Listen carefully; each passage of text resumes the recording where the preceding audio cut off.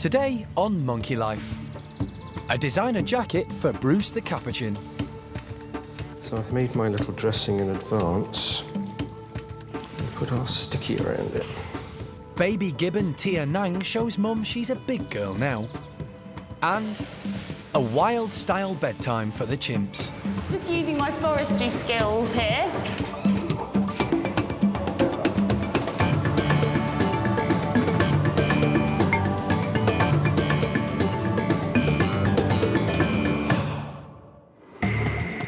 This is Monkey World in Dorset. Tucked away deep in the English countryside, it's the largest sanctuary for monkeys and apes on the planet. And this is Dr. Alison Cronin, the primate's best friend. Alison and her team spend their lives rescuing... They're all going to have a chance to live proper lives again. Perfect. ...and rehabilitating primates from all over the world. Good help. Where's good girl? They currently look after more than 240 monkeys and apes from 16 different species.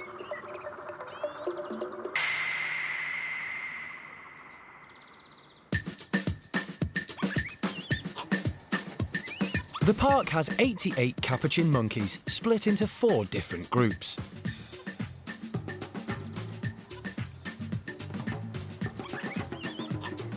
They're mainly females, but there are 24 males who all live together, splitting their time between their indoor bedrooms and a shaded, leafy outdoor enclosure. They get on pretty well, and alpha male Sean keeps them in order. But recently, the care team spotted a small cut on capuchin Bruce. The wound was on his shoulder and was quite minor, but it failed to heal properly. Some of the other animals have been grooming around that area, and of course they're drawn to the wound and drawn to grooming that particular site, and what's happening is that every time it starts to heal over and you get a scab there, the others are picking it off. So it's some over enthusiastic grooming in an area where we'd prefer them to leave it alone. Bruce has had to be separated from the main group into a small bedroom with just a couple of friends. To help the healing process, we've had to put on a little jacket. The jackets seem to work really well. The only problem with them, obviously, they have to be changed regularly. So to make this as stress-free as possible, we crate train our animals into a small crate where they then can be transferred for the operation. The alternative to crate training is, unfortunately, actually catching them with nets and gloves, which can be quite stressful for them and obviously for the keepers. Come on, Bruce. Bruce. To train the monkeys and apes, the keepers put a crate in their bedrooms and place tasty food treats inside until the primates are happy to enter. Bruce, come on, Bruce.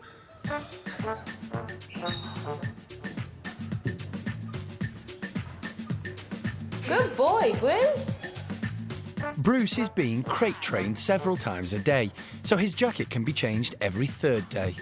He's definitely a little bit more nervous because there's a few more people in here than normal, but it's quite nice to see that he's so conditioned to the crate being a positive, he'll still come in even though the stress levels are a little bit higher. Later, Mike the vet tries his hand at tailoring. Might just make that a bit bigger under his arm. And Bruce gets a new made-to-measure jacket.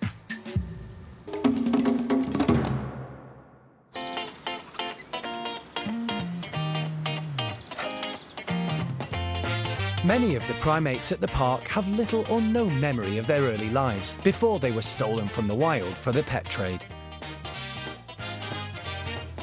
In order to make their lives as natural as possible, the primate care team try to replicate and promote behaviour they would experience in their natural habitats. Today they're going to great lengths to surprise Hananya's group and encourage them to go back to basics at bedtime. In the wild, chimpanzees construct nests to sleep in, interweaving branches and leaves in a circular fashion.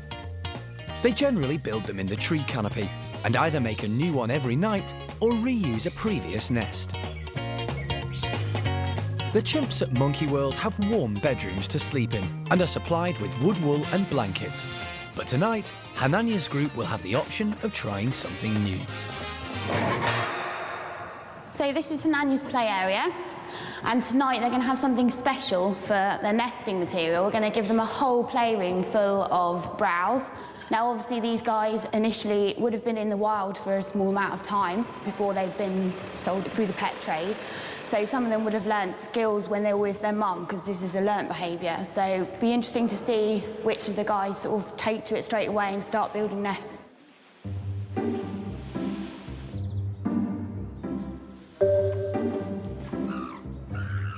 It's a forest in here. I'm just using my forestry skills here. Flower arranging at its best. Generally, most of them like to sleep on the horseshoe at the back. So we'll put loads of browse up there, and then obviously sort of in amongst the steps. Well, we'll try to pack it as much as we can so that then they can take what they need and go to whichever area they want to be in to nest there.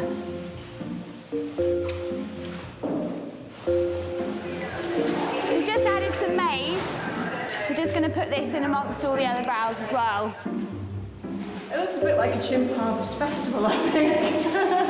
We've got cob nuts, we've got sweet corn. Yeah, I think they'll enjoy it. I think they're going to go mad when they come in, but yeah, it'll be good fun. Later, will any of the chimps branch out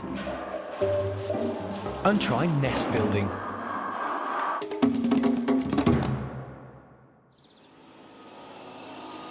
Bruce the capuchin has a wound on his shoulder, and his special designer dressing needs changing. Bruce's crate training has paid off, and animal director Jeremy is taking him to the on-site hospital, where vet Mike Nathan is waiting. We're trying to do these things with the least stress as possible, so we can get him virtually asleep, give him much lower doses of drugs. It doesn't stress him out as much, because normally if you've got to catch them, they bash themselves, you get cuts over their faces, and it's horrible. You know, imagine being caught in a net. It's not nice. So this so far has worked brilliantly, and we're now hopefully at a situation where the wound is looking, which has been going on for quite a long time, where the wound is it's just a question of stopping him scratching it and somebody else scratching it.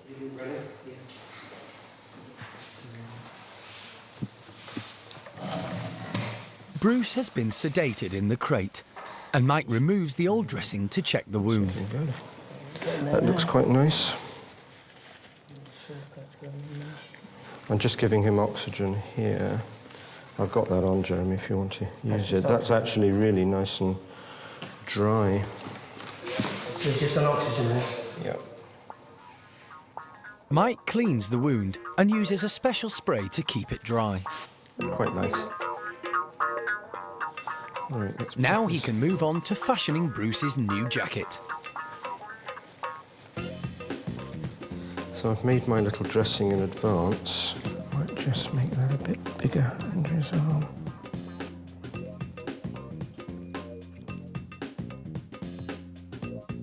Jeremy keeps an eye on Bruce's vital signs while Mike works. Right, now because they can pick at things, we put our sticky around it.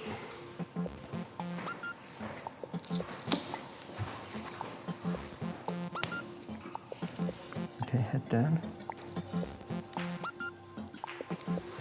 With this amount of cappies living together, there's bound to be issues, and there always will be. Now, you're never going to get perfect harmony. It's just not going to happen. You know, I like you, I'm mad about you, I'm obsessed with you, and I hate you. I couldn't care less about the other guy. And, you know, you've got all these things happening, and then multiply that, what, 30 times 30? It's just not going to happen.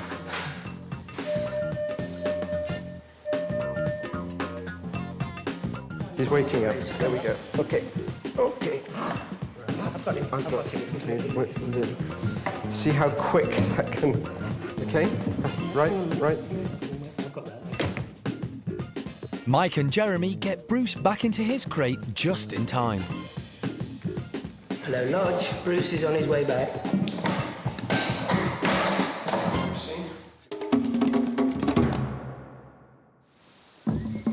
With the day drawing to a close, the primates at the park begin to make their way into their warm, safe houses.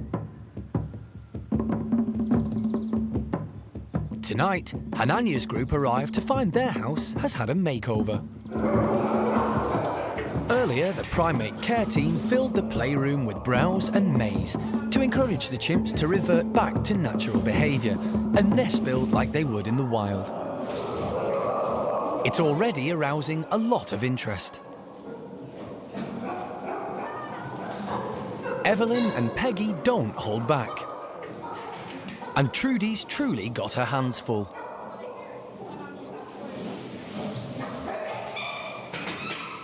Alpha male Hananya doesn't seem impressed with the playroom makeover.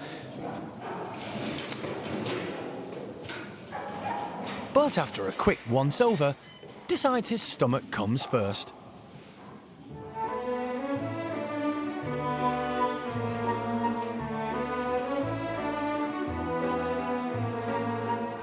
It seems all the chimps intend to have a good supper before they even think about bedding down for the night.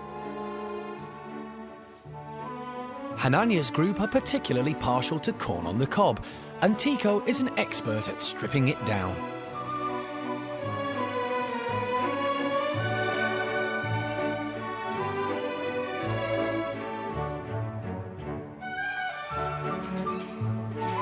As usual, low-ranking Arthur is the last to eat. But there's plenty for everyone.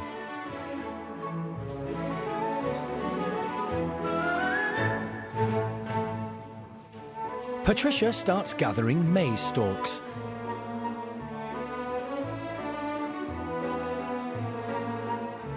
But she's not nest building, just making sure she's got her fair share. She's a chimp who loves her food. With most of the corn eaten, the chimps start on the foliage. Chimps often eat green leaves which provide good roughage for their diet.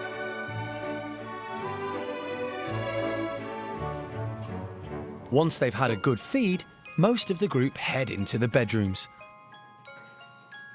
where they can find the wood wool and blankets that generally make up their beds.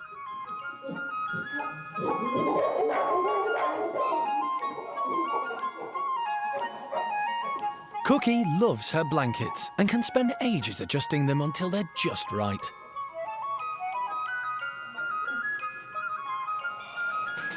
Next door, Shamak ignores the nest-building material and opts for wood wool. But Simon, always a clever and thinking chimp, demonstrates some natural behaviour by mixing in some of the branches and leaves with the wood wool he usually uses for his nest.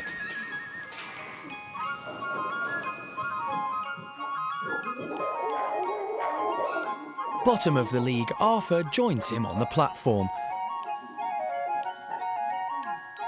And, with a little bit of repositioning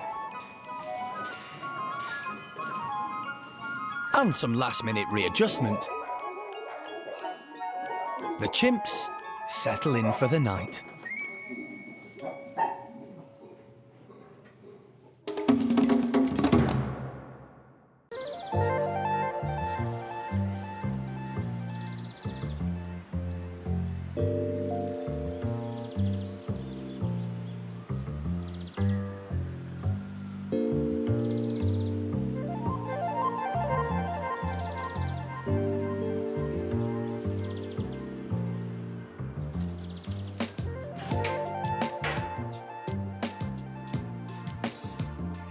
It's the morning after the night before. Hananya's group are having breakfast in their outdoor enclosure, while Keeper Kate has arrived to check for signs of nest building in the playroom. It went quite well with the browse last night. You can see there's quite a lot remaining still, so they did, as there was quite a lot in there, they did spend quite a lot of time eating. Just for that, purely alone, for the fact that they had such an array of different browse to choose from, that was really nice to see. We didn't actually see any nest building just with the browse, but there is one nest on the top platform that has a bit of maize in with it, but that's kind of what we expected anyway. I think this is Simon's nest. It looks like Simon's added a piece of our hosing into his nest, and he's actually in a perfect circle.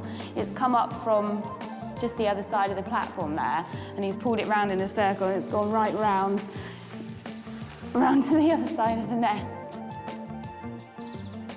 Most of Hananya's group were taken from the wild when very young, so didn't learn natural nest building from their mothers. But chimps are clever and adapt to their surroundings, and this lot like their creature comforts. In the meantime, Kate and her colleagues have the task of clearing up the debris. This perfect forest has turned into this.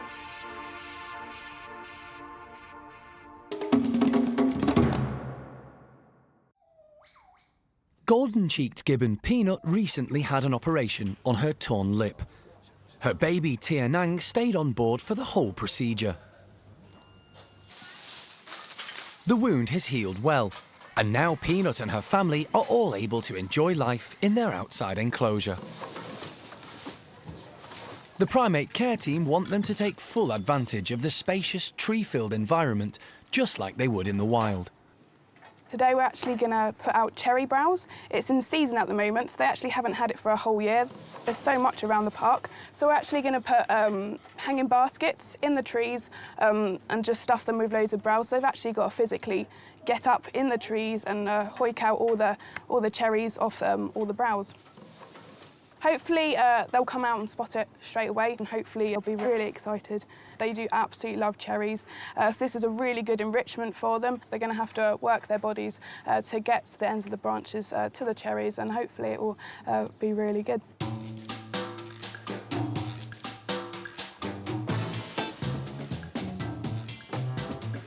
We've got Peanut, who's the female. We've got Pongyo, who's the male. Now we've got their two kids. We've got Tien, who's just coming up to 3 years old. And we've also got their new baby, who's 4 months old. She's called Tianang, and growing really, really fast. She's actually just started eating fruit, so this hopefully will be really good for her.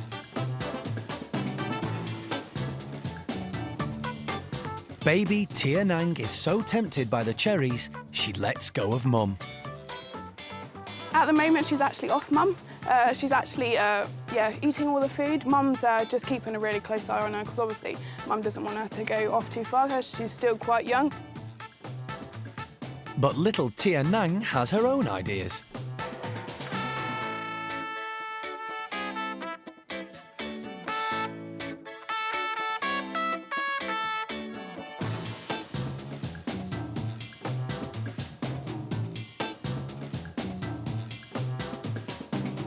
Although she never wanders too far from the security blanket provided by Peanut.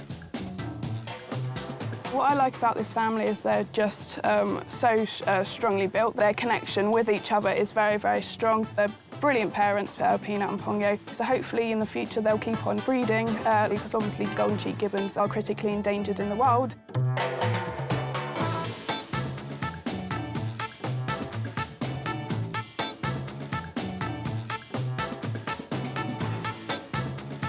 Oh, it's gone, yeah, absolutely brilliant. I'm really happy with it. They did exactly, what we wanted them to do, and it was, really great to see baby coming off Mum. I haven't actually seen her come off outside before, so it was really, really heartwarming to see.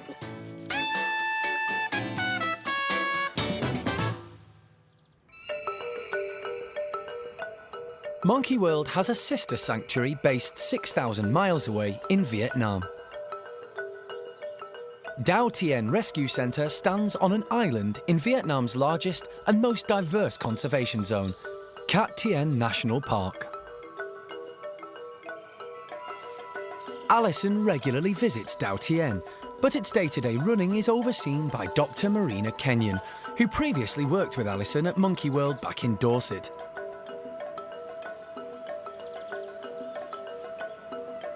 Marina is in the UK on a flying visit and has come to see the golden-cheeked gibbons.